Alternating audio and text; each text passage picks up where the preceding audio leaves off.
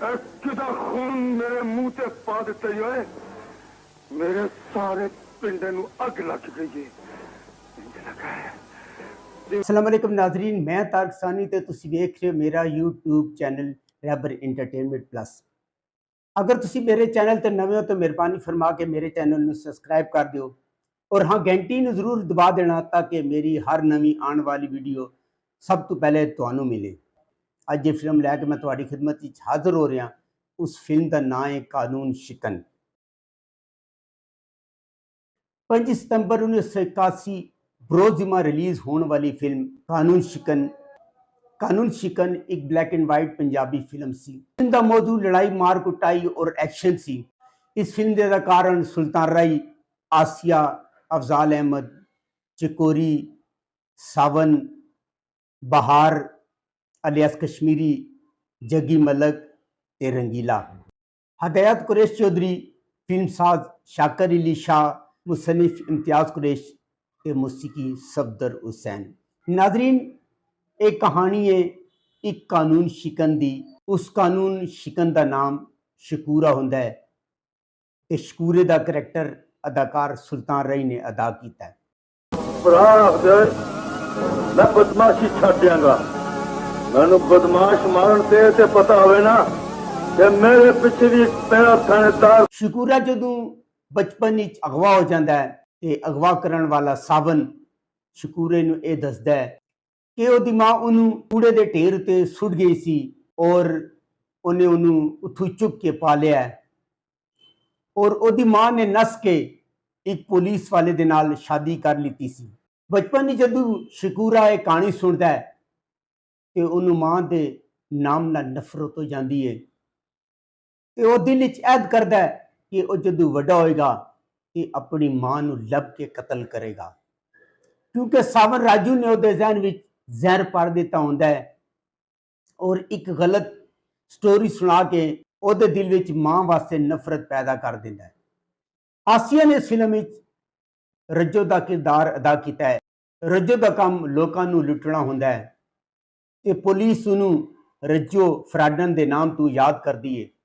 Inspector Asaf रज्जो नूं मना करता है कि वह यह धंधा छोड़ के शराबत की जिंदगी गुजारे, लेकिन रज्जो बाज नहीं आती।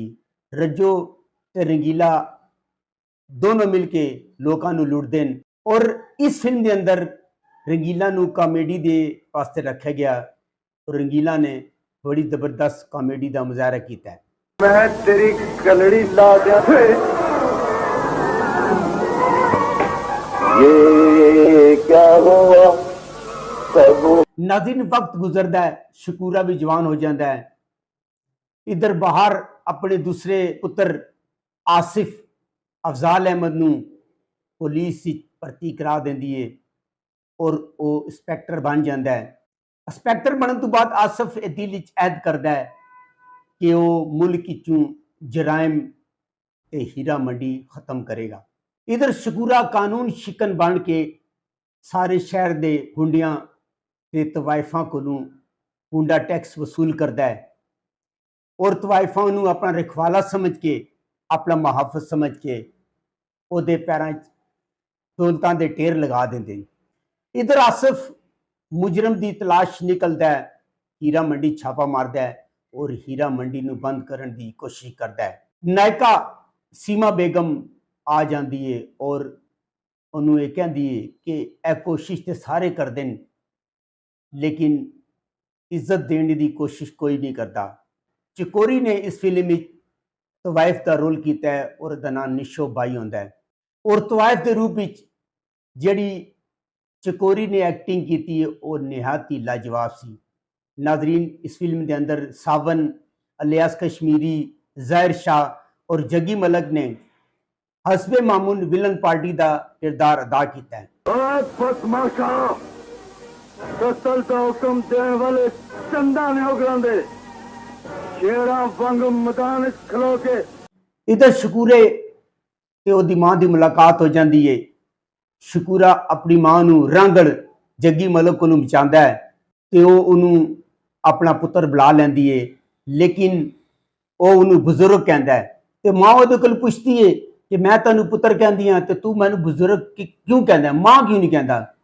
ਤੇ ਉਹ ਉਹਨੂੰ ਦੱਸਦਾ ਹੈ ਕਿ ਮੈਨੂੰ ਮਾਂ ਦੇ ਨਾਂ ਕੋਲੋਂ ਨਫ਼ਰਤ ਹੈ। ਕਾਨੂੰਨ ਸ਼ਿਕਨ ਸ਼ਕੂਰਾ ਚਕੋਰੀ ਨੂੰ ਜਿਹੜੀ ਤਵਾਇਫ ਹੁੰਦੀ ਹੈ ਉਸ ਨੂੰ ਆਪਣੀ ਭੈਣ ਬਣਾ ਲੈਂਦਾ ਹੈ, ਆਸਫ ਦੀ ਮਾਂ ਦੇ ਹਵਾਲੇ ਕਰ ਦਿੰਦਾ ਹੈ, ਯਾਨੀ ਬਹਾਰ ਬੇਗਮ ਦੇ ਹਵਾਲੇ ਕਰ ਦਿੰਦਾ ਹੈ। ਕਹਿੰਦਾ ਹੈ ਕਿ ਇਹ ਮੇਰੀ ਤੇਰੇ ਕੋਲ ਅਮਾਨਤ ਹੈ, ਇਹ ਮੇਰੀ ਭੈਣ ਹੈ ਤੇ ਤੂੰ ਇਸ ਦੀ ਹਿਫਾਜ਼ਤ ਕਰਨੀ ਹੈ। ਤੇ ਮਾਂ ਵਾਅਦਾ ਕਰਦੀ ਹੈ ਕਿ ਉਹ ਉਸ ਦੀ ਹਿਫਾਜ਼ਤ ਕਰੇਗੀ। ਖੈਰ ਜਦੋਂ ਵਿਲਨ ਪਾਰਟੀ ਨੂੰ ਪਤਾ ਚੱਲਦਾ ਹੈ ਕਿ ਚਕੋਰੀ ਜਿਹੜੀ ਹੈ ਉਹ ਇੰਸਪੈਕਟਰ ਆਸਫ ਦੇ ਘਰ ਹੈ, ਉਹ ਉਹਨੂੰ ਚੁੱਕਣ ਦੀ ਕੋਸ਼ਿਸ਼ ਕਰਦਾ ਹੈ ਔਰ ਬਹਾਰ ਬੇਗਮ ਉਹਨਾਂ ਦੇ ਰਸਤੇ ਦੀ ਦੀਵਾਰ ਬਣ ਜਾਂਦੀ ਹੈ। ਸਾਡੇ ਚੋਰਾਂ ਦੇ ਸਾਹਮਣੇ ਖਲੋਤੀਆਂ, ਜਿਨ੍ਹਾਂ ਦੀਆਂ ਅੱਖਾਂ ਬੇਨੂਰ ਤੇ ਮੂੰਹ ਫਿੱਟਿਆ ਸੂਰ ਨੇ। ਆਸਫ ਨਾਲ ਮੱਥਾ ਲਾਣ ਲਈ ਇਧਰ ਜਦੋਂ ਸ਼ਕੂਰੇ ਨੂੰ ਸਾਬਨ ਰਾਜੂ ਦੱਸਦਾ ਹੈ ਕਿ ਜਿਹਨੂੰ ਤੂੰ ਉਹ ਮੂੰਹ ਬੋਲੀ ਮਾਂ ਕਹਿੰਦਾ ਹੈ ਜਾਂ ਜਿਹੜੀ ਤੈਨੂੰ ਮੂੰਹ ਬੋਲਿਆ ਪੁੱਤਰ ਕਹਿੰਦੀ ਹੋ, ਉਹੀ ਤੇਰੀ ਸਗੀ ਮਾਂ ਹੈ। ਔਰ ਇਧਰ ਜਦੋਂ ਇੰਸਪੈਕਟਰ ਆਸਫ ਉਹਨੂੰ ਗ੍ਰਿਫਤਾਰ ਕਰਨ ਆਉਂਦਾ ਹੈ, ਕਿਉਂਕਿ ਇੰਸਪੈਕਟਰ ਆਸਫ ਨੂੰ ਪਤਾ ਚੱਲ ਜਾਂਦਾ ਹੈ ਕਿ ਸਾਮਰ ਰਾਜੂ ਅਲਿਆਸ ਕਸ਼ਮੀਰੀ ਇਹ ਸਾਰੀ ਪਾਰਟੀ ਉਹਦੇ ਪਿਓ ਦੀ ਕਾਤਲ ਹੈ। ਆਸਫ ਦਾ ਪਿਓ ਜਿਹੜਾ ਉਹ ਚੌਕੀਦਾਰ ਹੁੰਦਾ ਹੈ। ਤੇ ਜਦੋਂ ਆਸਫ ਨੂੰ ਪਤਾ ਚੱਲਦਾ ਹੈ ਉਹ ਸਾਬਨ ਨੂੰ ਗ੍ਰਿਫਤਾਰ ਕਰਾਉਂਦਾ ਹੈ ਤੇ ਸਾਬਨ ਉਹਨੂੰ ਦੱਸਦਾ ਹੈ ਤੇ ਆਸਫ ਨੂੰ ਦੱਸਦਾ ਹੈ ਕਿ ਸ਼ਕੂਰਾ ਤੇਰਾ ਸਗਾ ਭਰਾ ਹੈ। ਆਸਫ ਇਹ ਸੁਣ ਕੇ ਹੈਰਾਨ ਰਹਿ ਜਾਂਦਾ ਹੈ। ਇਧਰ ਸ਼ਕੂਰਾ ਜਦੋਂ ਮਾਂ ਨੂੰ ਕਤਲ ਕਰਨ ਆਉਂਦਾ ਹੈ ਤੇ ਮਾਂ ਉਹਨੂੰ ਸਾਰੀ ਕਹਾਣੀ ਦੱਸਦੀ ਹੈ ਕਿ ਮੈਂ ਤੈਨੂੰ ਛੱਡ ਕੇ ਨਹੀਂ ਆਈ ਸਾਂ, ਬਲਕਿ ਸਾਮਨ ਨੇ ਰਾਜੂ ਨੇ ਤੈਨੂੰ ਅਗਵਾ ਕੀਤਾ ਸੀ।